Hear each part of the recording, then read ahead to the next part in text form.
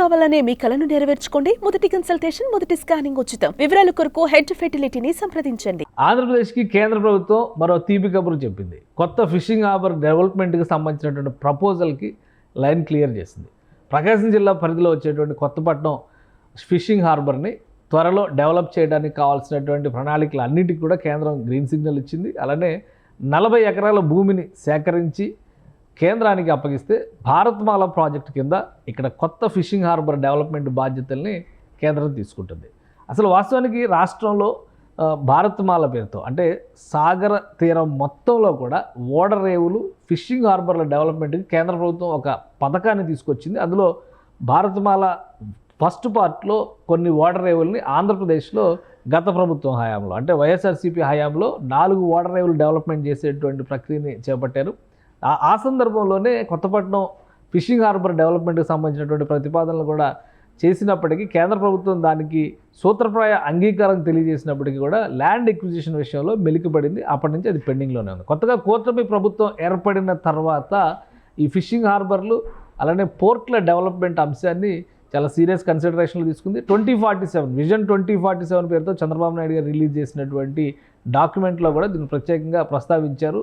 రాష్ట్రంలో తీర ప్రాంతం వెంబడి భారీ ఎత్తున పోర్టుల అభివృద్ధి అలానే ఫిషింగ్ హార్బర్ల డెవలప్మెంట్ పైన ఫోకస్ పెట్టాలనేటువంటి నిర్ణయం తీసుకొచ్చారు. ఒకసారి చూద్దాం రాష్ట్రంలో ఇప్పుడు ఉన్నటువంటి ప్రపోజల్స్ ఎక్కడెక్కడ ఏమేమి ఉన్నాయి, ఏ ఫిషింగ్ హార్బర్లు పనిచేస్తున్నాయి అనేటువంటి విషయాన్ని చూద్దాము. మొత్తం 4,000 కోట్ల రూపాయల ఇన్వెస్ట్మెంట్స్ టార్గెట్గా రాష్ట్ర ప్రభుత్వం 2047 డాక్యుమెంట్కి సంబంధించి ఇక్కడ జరుగుతున్నటువంటి నిర్మాణాల్లో వెలువరించినటువంటి అంశం 60,000 మంది ఫిషర్మెన్ కమ్యూనిటీకి ఉపయోగం కలుగుతుందనేటువంటి అంచనా ఇక్కడ చేశారు. అలానే ఇవి మొత్తంగా ఈ ఎల్లో కలర్లో ఉన్నవన్నీ కూడా ప్రజెంట్ పనిచేస్తున్నటువంటి ఫిషింగ్ హార్బర్లు, కొత్తగా ప్రపోజ్ చేసినవన్నీ కూడా గ్రీన్ కలర్లో ఉన్నాయి. సో ఇప్పుడు ఇదే తరహాలో ఈ ప్రదేశంలో కొత్తపట్నం ఫిషింగ్ హార్బర్ని డెవలప్ చేయడానికి కావాల్సినటువంటి ప్రణాళికని కేంద్ర ప్రభుత్వం గ్రీన్ సిగ్నల్ ఇచ్చింది. అంటే ఈ ప్రణాళిక ప్రకారం మనం ఒకసారి చూస్తే కనుక 40 ఎకరాల భూమిని రాష్ట్ర ప్రభుత్వం సేకరించాలి. ఆ 40 ఎకరాల భూమిని కేంద్రానికి పనుల కోసం ఇవ్వాల్సి ఉంటుంది. 400 కోట్ల రూపాయలు ఖర్చు పెట్టడం ద్వారా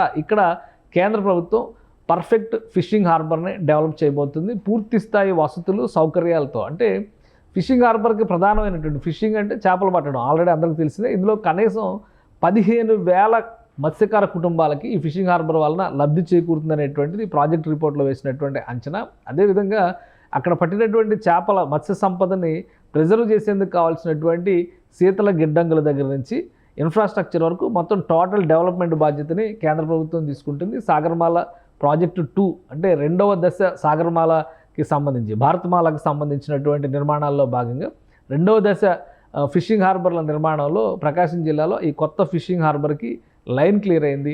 రాష్ట్ర ప్రభుత్వ పరిధిలో ఇప్పటికే గుర్తించినటువంటి అంశాలను బట్టి చూస్తే కనుక ఒక 10 ఎకరాల భూమి అక్కడ అందుబాటులో ఉంది. 40 ఎకరాల భూమి అవసరం ఉంది కాబట్టి మరొక 30 ఎకరాల భూసేకరణ అనేది కొత్తపట్నం ఫిషింగ్ హార్బర్ పరిసర ప్రాంతాల్లో ప్రభుత్వం చేపట్టాలి. ల్యాండ్ ఎక్విజిషన్ అయిన వెంటనే కేంద్ర ప్రభుత్వం నిర్మాణ బాధ్యతలను తీసుకుంటుంది. నిర్మాణ బాధ్యతలకు సంబంధించినటువంటి ఇన్వెస్ట్మెంట్ అంటే 400 కోట్ల రూపాయల ఖర్చును కూడా కేంద్రమే భరించడానికి సన్నద్ధత వ్యక్తం చేసింది. అంటే తీర ప్రాంతంలో ప్రధానంగా ఇటు నెల్లూరు, ఆ తర్వాత ఉమ్మడి గోదావరి జిల్లాలు, కొంతవరకు కృష్ణా జిల్లాలో, ఆ పైన ఉన్నటువంటి విశాఖపట్నం, శ్రీకాకుళం వరకు కూడా ఫిషింగ్ హార్బర్ల నిర్మాణము, పోర్ట్ల నిర్మాణానికి సంబంధించి ఒక క్లారిటీ ఉంది. కానీ మధ్యలో ఉన్నటువంటి ప్రకాశం జిల్లా పరిధిలో ఒక వ్యాక్యూమ్ ఉంది. అక్కడ నిర్మాణాలు ఇంతవరకు చేయలేదు. ఫిషింగ్ హార్బర్ల డెవలప్మెంట్ జరగలేదు. తీర ప్రాంతంలో కొత్తగా పోర్ట్లు కూడా వచ్చిన పరిస్థితి లేదు. సో ఈ అంశాలను బట్టి చూస్తే కనుక ఇక్కడ డెవలప్ చేయబోయేటువంటి ఫిషింగ్ హార్బర్ వలన ప్రకాశం జిల్లాలో, ఎందుకంటే ఈ కొత్తపట్నం ఏరియా దాదాపు 100 కిలోమీటర్ల దూరంలో మాత్రమే ఒంగోలు క్యాపిటల్, ఒంగోలు ముఖ్య పట్టణానికి 100 కిలోమీటర్ల దూరంలో మాత్రమే ఉంది. కాబట్టి ఇక్కడ నుంచి ఉపాధి మార్గాలు కూడా పెరిగే అవకాశాలు ఉంటాయనేటువంటి అంచనా వేస్తున్నారు.